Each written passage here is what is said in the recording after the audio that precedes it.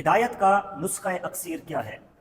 حضرت مالک بن انس رضی اللہ تعالیٰ عنہ روایت کرتے ہیں، نبی کریم صلی اللہ علیہ وسلم نے ارشاد فرمایا کہ میں تمہارے درمیان دو چیزیں چھوڑ کر جا رہا ہوں، اگر تم انہیں مضبوطی سے تھامے رہو گے تو ہرگز گمراہ نہیں ہوگے۔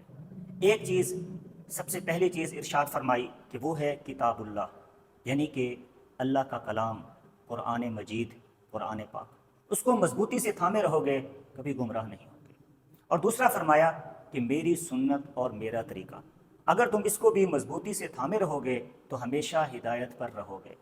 تو اب ہمیں بھی چاہیے کہ ہم اپنی روزمرہ زندگی میں قرآن اور سنت سے رہنمائی لیں کہ اس معاملے میں قرآن ہمیں کیا رہنمائی دیتا ہے اور نبی کریم صلی اللہ علیہ وسلم کی سنت ہمیں کیا رہنمائی دیتی ہے۔